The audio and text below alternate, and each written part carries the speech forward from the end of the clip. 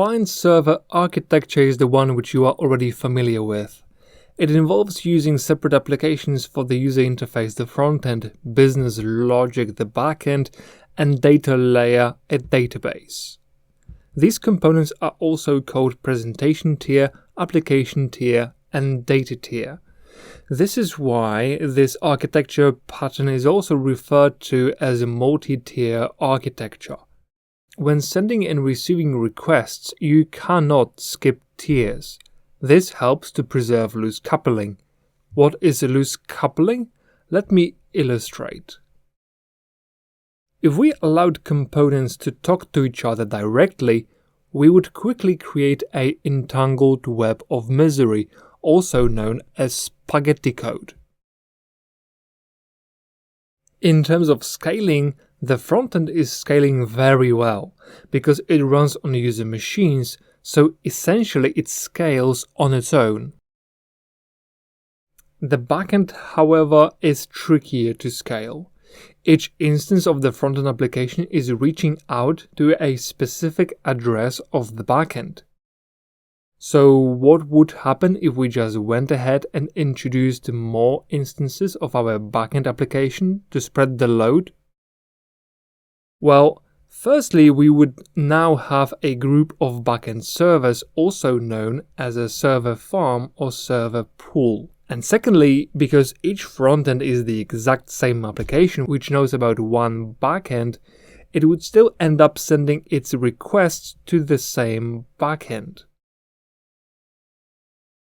We could potentially include addresses of all the instances of our backends in frontend's application's codebase, but we would need to know them ahead of deploying frontend application. The issue in that scenario is that there would be no deterministic way of spreading the load across known backend instances. It would happen randomly. This could lead to uneven load distribution, underused or overused instances, and potentially performance issues again. Also, if any backend service went down, front-end servers wouldn't know about that and would still try to communicate with that randomly selected service. In case of an error, it theoretically could try other instances it knows about, but this leads to a terrible user experience. Because we do need to scale our application tier, there is a solution to this problem. We need to introduce something called a load balancer. A load balancer acts as an air traffic control sitting in front of our servers. It knows about all individual instances in the server pool and about their current status. It routes client requests across all servers capable of fulfilling those requests in a way that maximizes speed and capacity. By doing so, it ensures that no one server is either overworked or underworked, which could degrade performance. In case a single server goes down, the load balancer redirects traffic to the remaining online servers.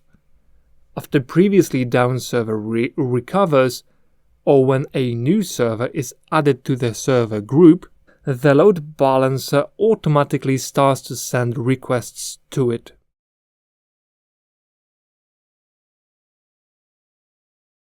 Multi-tier or client-server architecture lends itself perfectly for most web applications which have relatively small application tier or relatively simple presentation tier. UI and backend specialized around a single primary functionality, for instance, a movie theater ticketing system. It's also a good solution for relatively small teams of developers, primarily so they don't get into each other's way.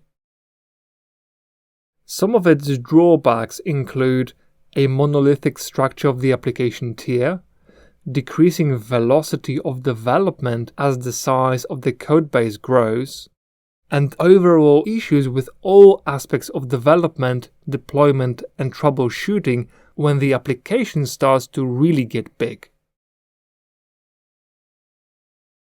Multi-tier architecture has good performance, providing a responsive and efficient system. It is moderately scalable, meaning it can handle an increase in workloads, but it may require some additional work to fully accommodate large scale. It has moderate availability, meaning the system can handle more failures and unexpected events, but it may not be able to handle all of them. It is moderately fault-tolerant and maintainable, meaning it can handle some failures and unexpected events, and it is easy to maintain. It is moderately flexible, allowing for some adjustments to changing requirements and environments, but it may not be as adaptable as other architectures.